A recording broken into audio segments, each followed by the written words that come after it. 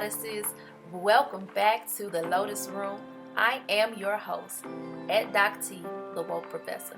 I am the founder and CEO of the Carrie Mae Williams Center, creator of the Lotus Room, educator, alchemical healer, and activist. I am an unapologetically Black woman designed to birth and rear a new nation of leaders, thinkers, strivers, and survivors. My mission is to guide others to their true self, to help them reach their highest potential by teaching emotional intelligence and kinetic symbology and basic principles. Because of my mission, obstacles dissipate effortlessly and resources come easily when I connect to my source of creation. Thursday is our day of transcendence in the Lotus Room, where we come together on our weekly meditation and practice the rise pillars of transcendence. Lotus Talks is a platform we created in order to process our revelations as we go through these pillars of transcendence. This show features distinguished Black women of all walks of life coming together to discuss taboo topics within the Black community, not just for clickbait, but to shed old stigmas and dispel unfair myths. Here in the Lotus Room, you will hear from Black women who have established themselves as trusted sources of personal and professional wisdom in every field from mental health and education to alternative medicine, finance, cosmetics and beauty, and so much more. They say when you educate a woman, you educate a community. Dr. Anna Julia Cooper once stated, however, only the Black woman can say when and where I enter in the quiet, undisputed dignity of my womanhood without violence and without suing or special patronage. Then and there, the whole Negro race enters with me. All right, y'all, it's time to introduce our illustrious panel for the evening. First up, Miss Lavinia Bonner, aka It's My Best Friend. Hey! She's an artist of many modes and the owner of Avida Teachers. Next up, Miss Shonda Cleggett, aka Big Sis. What up, Big Sis? She's an employee for the Metro Nashville Public Schools and also an MA student in marriage and family therapy at Trevecca University. Next up, Mrs. Denise Knowles, also known as the do-over coach, dedicated, unstoppable elevation. She's a life coach and the author of Love Roll Lifetime, now available for sales on her website and via Amazon.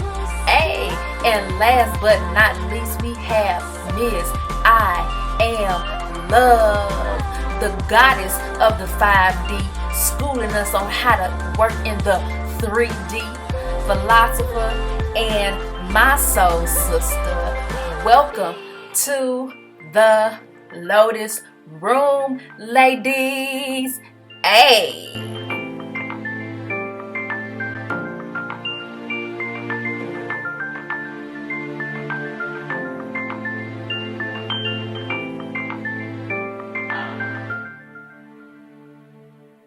Okay, I'm trading one programming for a whole nother programming. So not realizing that all the things that both cultures had told me over and over and over again, that weren't true. So like I basically agreed to all these things that had nothing to do with me. So like I stopped being who I was. I stopped dressing up. I stopped listening to the music that I really loved, because I needed to find something in common with these people. I needed to feel like I was accepted with these people, not realizing that the reason why a lot of these people actually liked me was because I was that weird person. I was that person that was like, no, I don't care. This is how I feel. If it's the truth, this is truth. So like now I'm getting back to who I am. And I realized, I'm like, so I've been sitting around like for a few years being like, why am I so miserable? God, I remember when I was actually happy or felt better or felt more myself. And I was like, what was going on? And then like I realized that I stopped being myself, just stopped for people. And no one asked me to, they just kept asking me why. How do you ask somebody why they are? But listen, sometimes it might not necessarily need an explanation, but maybe the conversation needs to be held. Uh, two things, two questions that a white girlfriend of mine asked me while I was in high school. And the immediate response was I got pissed off. But as I thought about it, the answer was she really didn't know she said anything that offended me. So the first one was at cheerleading camp. Of course, I'm the black cheerleader. You don't wash your hair every day? Why? The next one wasn't a question, it was a statement. It was my high school sweetheart. He came in to pick me up for cheerleading practice, and she said, this is a different girl. Oh, he's so good looking for a black guy. But she had no idea what she was saying could be offensive, or neither one of them. So what I was saying for me is, if I have questions, I like to ask them, because I do like to have the opportunity of learning something that I don't understand or that I don't know. Yeah. There's a misunderstanding. I'm talking about myself as far as my journey. I don't have a problem with questions. Like, if you have a question, ask me. I'm saying the reason for why, like, think about it from my perspective. When you're just you, Yep. you're just used to being you, and then everybody is asking you, how and why are you at that point? So I've already gotten over those questions. I'm telling you how I got there. So, like Tasia knows, I don't have a problem with people asking me questions about not a darn thing, and I can articulate. Huh? What? I said, yeah, we talk about a lot of social stuff. I don't care. And I can articulate it very well. So, like, I'm not worried about that, but think about it from that perspective of that 21 to 25. No, not even that 18 to 25-year-old who had to constantly defend who they were over and over again, sexually, as far as you are spiritually, as far as you are just how you are. Mm-hmm. So that's what I'm saying. Like, sometimes you get tired of constantly defending yourself. Or having to explain yourself. I want to commend you, because you were in tune with who you are. Yeah. Unlike with me, my identity came from other people's identity. Like, it just naturally did, I'm a tomboy to the heart.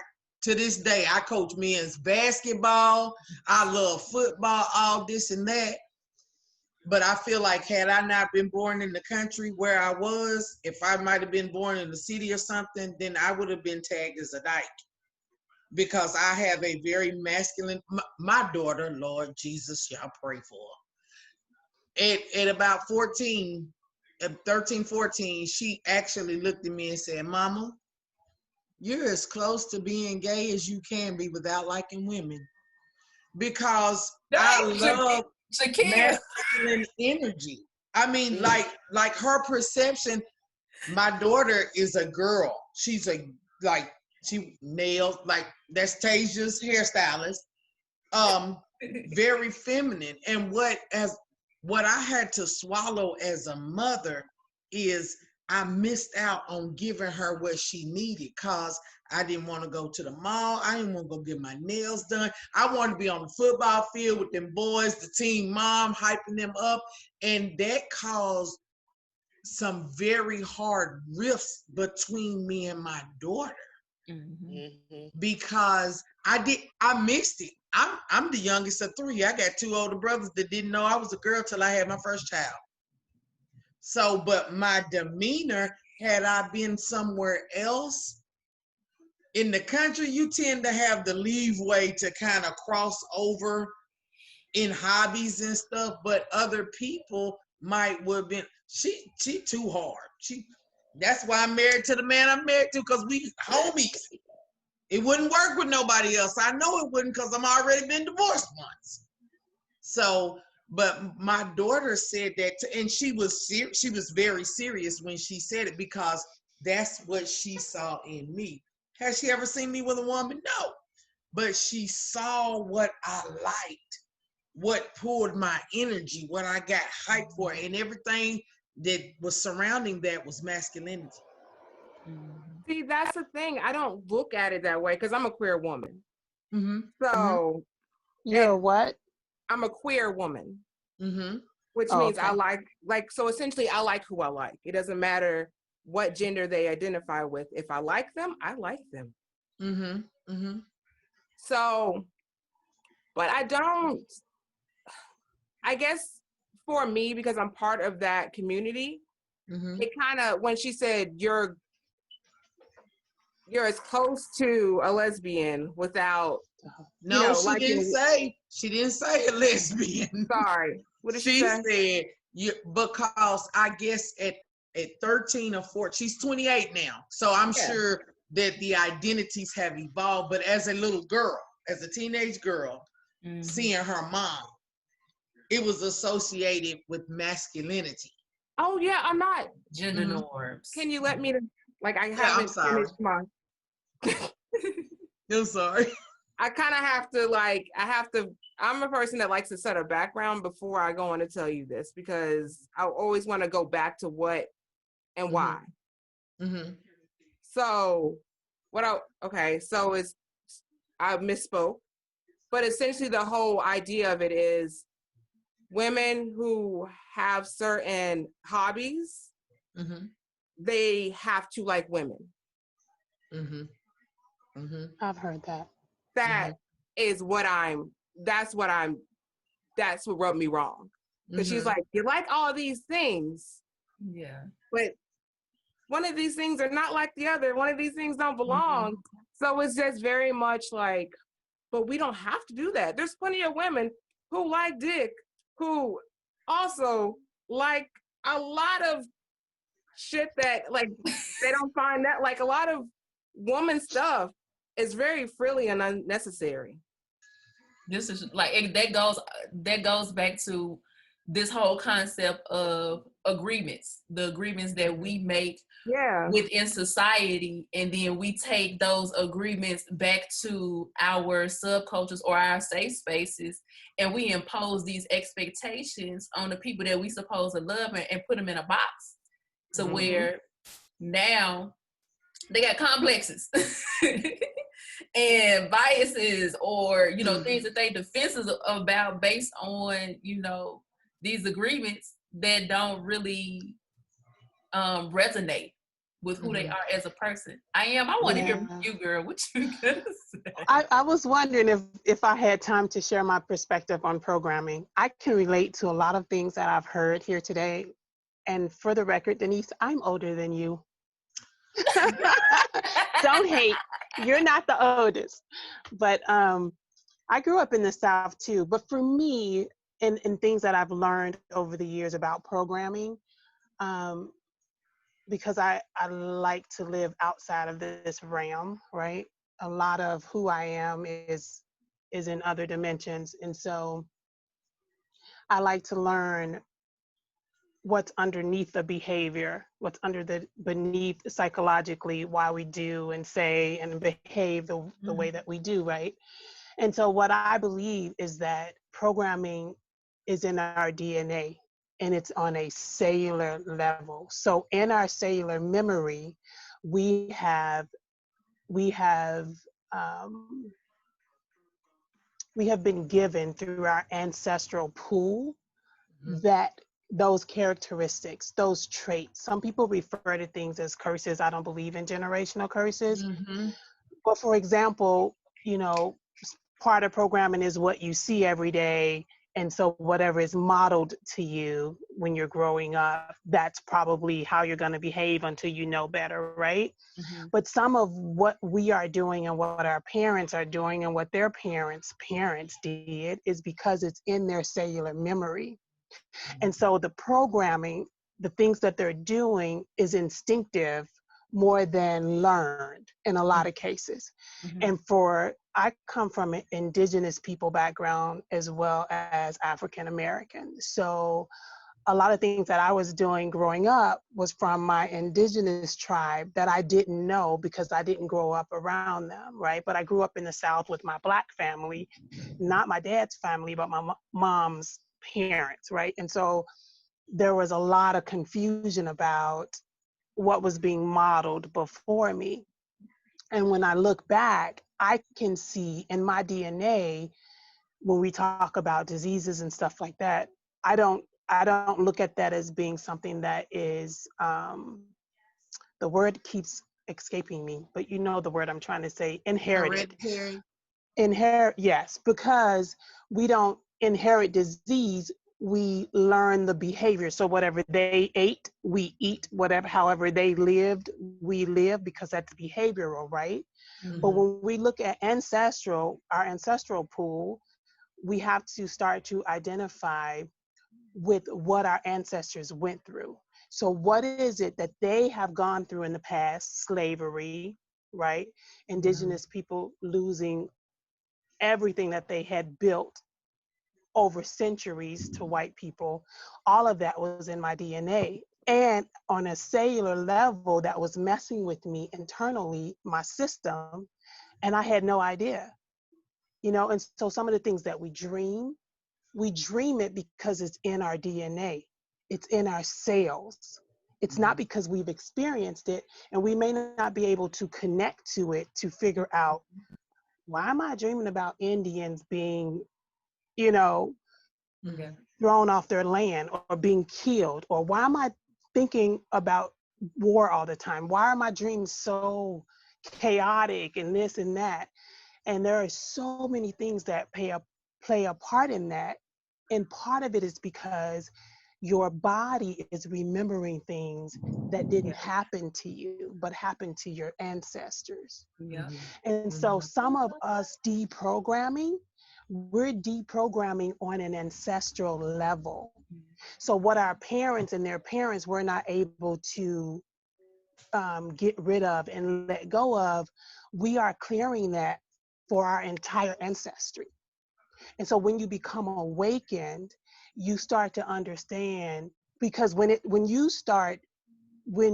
when you become different and you think differently than everybody around you start to see that they're now starting to behave differently because you are behaving differently, right? And Mhm. so what you've done there is not model behavior necessarily, but you've gone back and now cleansed your lineage. So those things can't stop other family members, your children and their children, from recreating this entire history that you never knew existed. And Mhm. so, and for Black people, and I don't know if you guys are like this, but for me, my family is so discombobulated that in order for us to understand our history, we had to go and actually search out our history, right? Because there's so many people. My grandma had 22 children.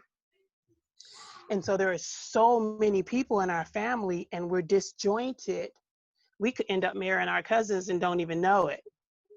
And Nobody. so because of the way that we are programmed and we are in disunity, you have to ask the question, well, if I don't know half my family, why do I have these behaviors? Why am I seeing this behavior in everybody that I do know in my family? And then when you reach out to your family, you connect to them and you get to know these people that you've never known, you still see the same traits. It's like, well, you act just like Aunt Lucille and you don't even know who she is, because it's in our DNA and our cellular memory. And so a lot of times for Black people, a lot of the healing work that we've been doing, unbeknownst to us, like we don't fully understand what we're doing, we are cleansing that lineage. We're saying to our cellular memory, and I speak to my DNA and my memory all the time, to reprogram or deprogram it, because I understand that there are things and behaviors, my speech patterns, that may be different from my family. It came from somewhere, right? And some of it is environmental, but a lot of it is innate. It is who we are. It is inside of us. And so understanding those patterns in our DNA and in our cellular memory will disrupt a lot of the programming that we've had for so long that we never knew we had. Right. And so when we begin to do that, then we break those barriers for our children and their children, because now we can look at that and we can speak to their DNA and their cellular memory and say, nope, we're done with that in this family. Like I'm breaking the code for that DNA. And now we're going to replenish it with something new. And if you pay close attention, you'll see as you begin to awaken and change, and even family members that you may not even be around, but you talk to them, just sparingly every now and again, you begin to see traits that are developing in them that wasn't there before. Yes. Right. Yep. And that is because you are deprogramming your family DNA on an ancestral level. Your ancestors are looking at you and they're feeling relief, like, oh my God, we didn't know we could do that, or we would have done it a long time ago. And so I often tell people, when we start to dissect who we are, look past what you know, because you will be surprised at how much of what you know is in your programming, good and bad, if you believe in that, right? Negative and positive. But internally, we are feminine and masculine. Yep. And sometimes it can be a distorted feminine and a distorted masculine, which means we are not behaving in either of those, either of our feminine or masculinity at our highest level, right? And that's even programming that is in your DNA, because if the male components or proponents in your family were stronger than the feminine, you will see that in your DNA as a woman. And so you will be the warrior of the family. You will be the one that's making the money. You will be the one who's more dominant, because that's in your DNA and your cellular memory. You don't know why you're doing it necessarily, but it's there. And then I believe that life on our journey, and I'll stop here shortly, but on our journey through life, I believe that situations and circumstances are created for us to reflect who we are. And so at a cellular and at a DNA level. So what we become in our family shows us what's always been there, and then what we need to work on and separate our ancestral pool from.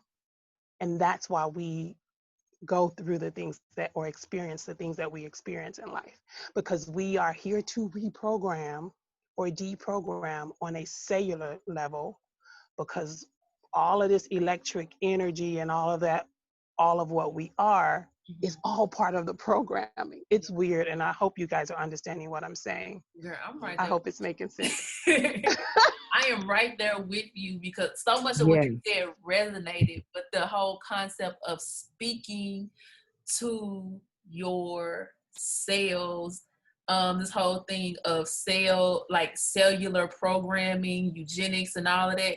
That's what I'm always preaching about when I'm, preaching about ACEs and all of that kind of stuff. Like, eugenics is real. That was real. Like, that was a master plan that they put into effect when they started traumatizing us in the masses the way that they did. It reprogrammed us on a cellular level. We passed that down on top of whatever that era had to offer in terms of further traumatization and programming. So it's like the work that is being deprogrammed. You are so right.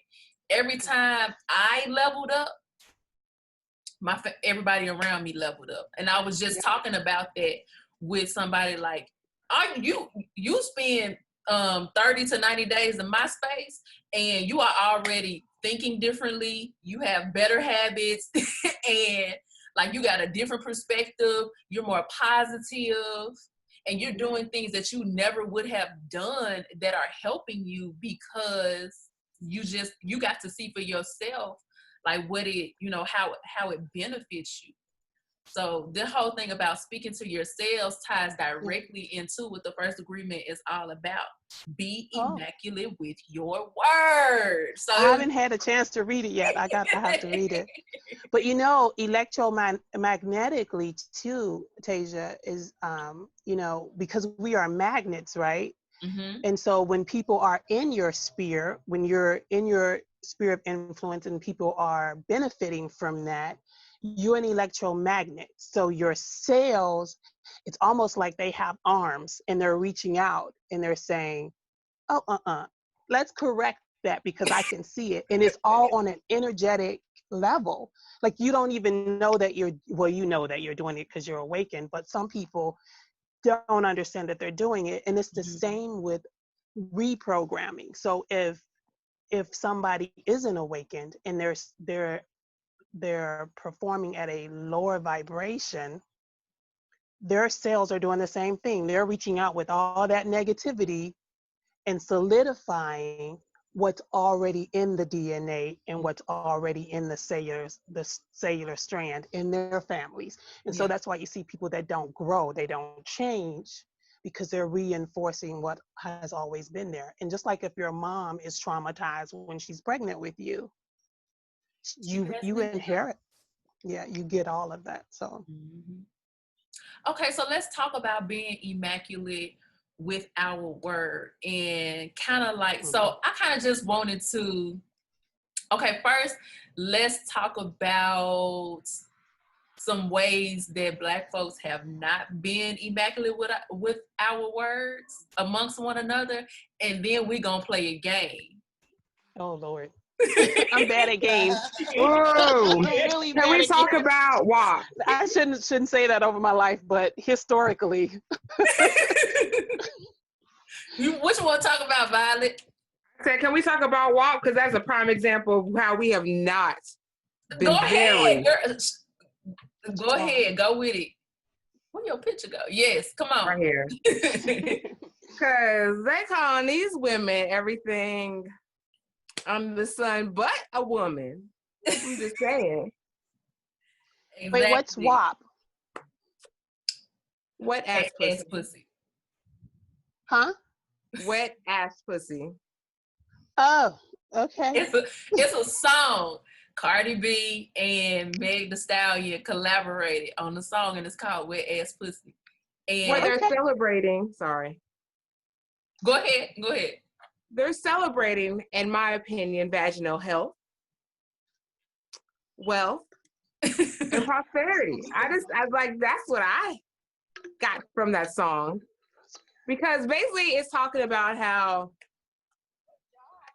they're talking about their sex appeal. And they're really, really embracing it and saying, hey, look, these are the things I can get with this thing that was already given to me. I'm using what I was given to get the things I want and need. And if you didn't, whose fault is it? It's not mine. Okay, so I gotta hear y'all perspective on it. Shonda, you go, and then I want to hear what you guys. I'm finna find the song and play the lyrics. So okay, because I don't know the song. Okay, so here's the, they put this song out, the video came out, beautiful. The internet went crazy, right? Mm-hmm. Oh, like they just went crazy. So 48. I thought to myself, wow, like so much negativity. If we can't speak about our body parts, that's ours, and celebrate them, and we're comfortable with it, and we're programming. Okay. Yeah. How is that a problem? Now, here's the thing. Years ago, Nelly put out a video, Tip Drill. Women in bikinis sliding credit cards down the crack of the butt. And it was the best video. Everybody thought, oh my God, like woo, woo, woo. So people can celebrate that part or The that, objectification of women. but women cannot right, be proud of, utilize, because a part of me does think like this. Well, it's okay for men to do it. Men brag about their penises. Oh my God, I put it down. This woman bought me a whole car because I laid it down. Okay, well, you know what? How is that really an issue? And I mean, I respect everybody's opinion on how they feel about it because everybody has their own opinion. Oh, well, they're making women look bad. At the end of the day, how you perceive that video is how you're going to perceive the video. Mm-hmm. Up to me to change your perception. This is my opinion. It's up to me to respect how you perceive it. Mm-hmm. And keep it moving. Like, it was really a huge debate almost on the internet about this video. And I'm like, like, calm down. And I missed all of that. Okay, so let me play the song because we got 10 minutes left. I'm so guarded. I guess I'm just unaware of a lot. It's good. She really needs to see the video. It's a beautiful chef's kiss. It's beautiful. Hold on. I ain't even think about that. I could do the video. I mean, it's it's a tame video. It's not even a whole lot. It's not. I just kind of think my opinion really very might be a little different. It was really very structured. It really was. It wasn't even raunchy. Okay. No. It was not. It's just literally beautiful women and beautiful things. So it's like Willy Wonka. Can you see it? Oh. She can't see it because those were breasts with water coming out. You can't see it really. Oh yes, you can now. Beautiful. 7 days a week. Wet and good. Make that pull out get weak.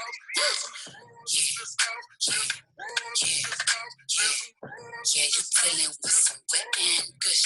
Bring a bucket and a mop for this wet and gush. Give me everything you got for this wet and gush. Beat it up, baby. So that was the chorus, but here's the thing. Here's another question.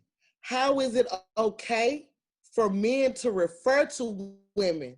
Mm-hmm. They have a WAP, but women can't refer to ourselves like that. We better not have the audacity to do that. That's just one of the ways we break that agreement amongst ourselves. But okay, so we only have like a few minutes left. So I want to play this game, all right? So it's basically just lightning round whatever phrases that come to mind of agreements or ways in which that we are not immaculate with our words with one another.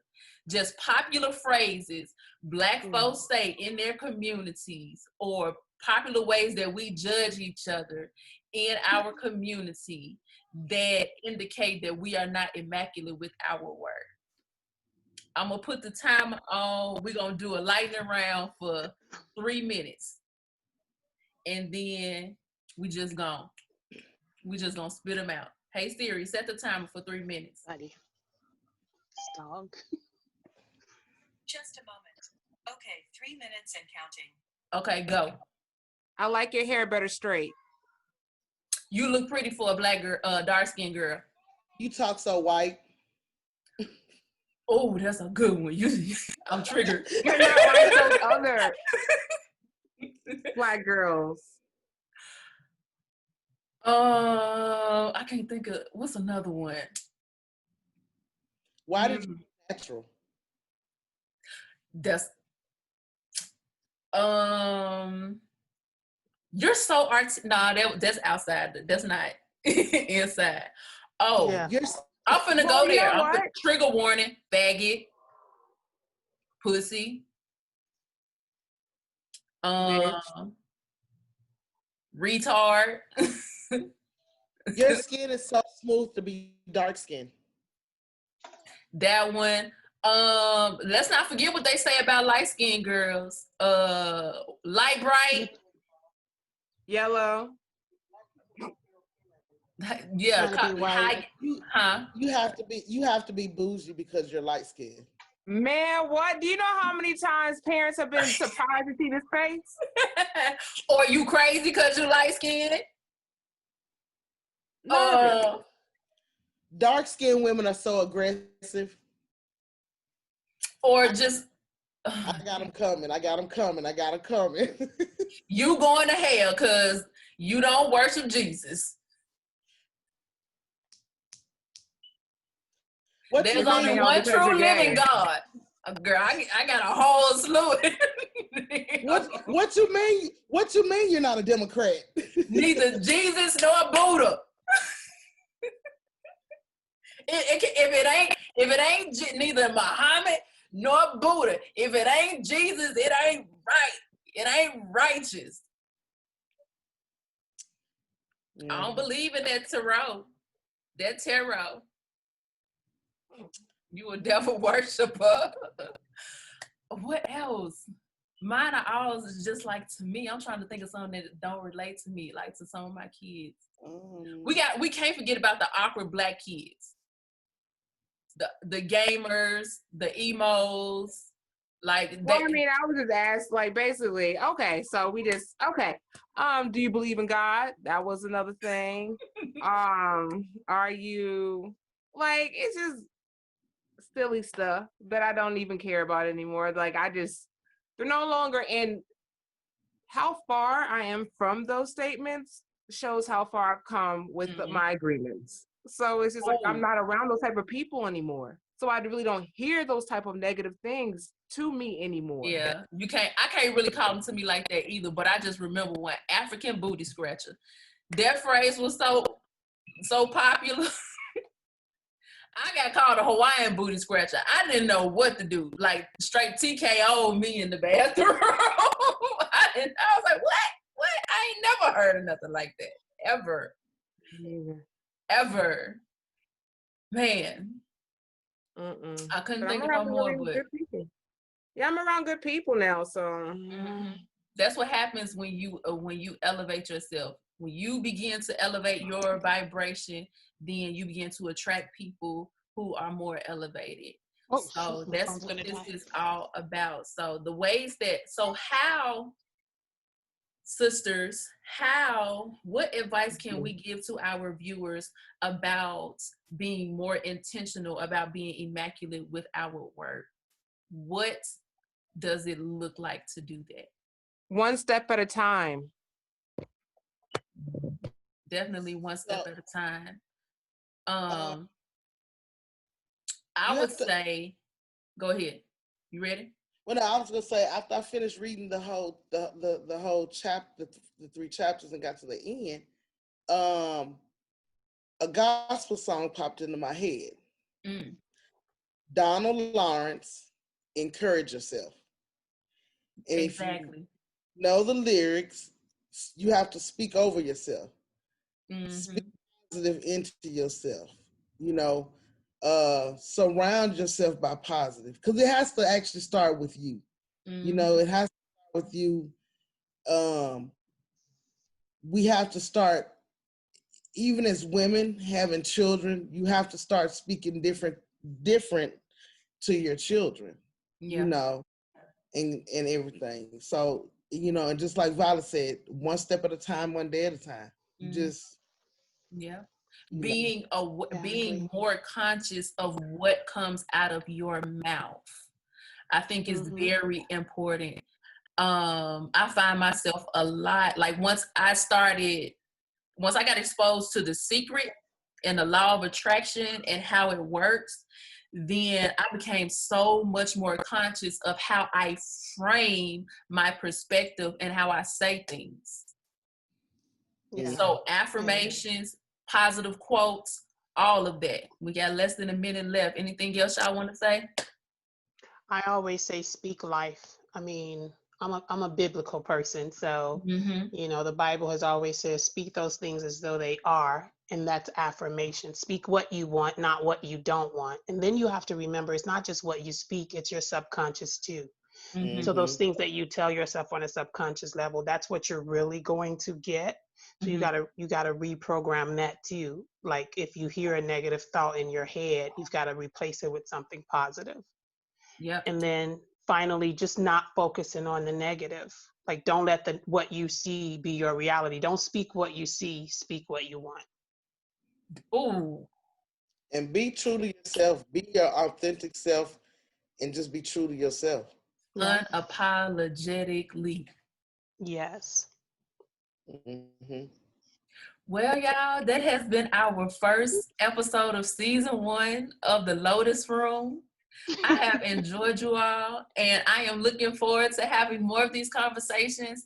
Next week, we will be talking about the second agreement, which is don't take anything personal. All right. Oh, honey. Okay. So get into your chapters because we're going to get into it next week. And it's very possible that we'll have some guests on who are outside of the Lotus Room who can Awesome. bring some perspective. Thank you all so Awesome. much Awesome. Thank you for guys. I've enjoyed having it. this conversation. I love y'all. I like Love you y'all. too. Love you. Once again, thank you so much for stopping by the Lotus Room. And as we always say, we love you, we like you, and we look forward to taking this journey with you. Bye-bye.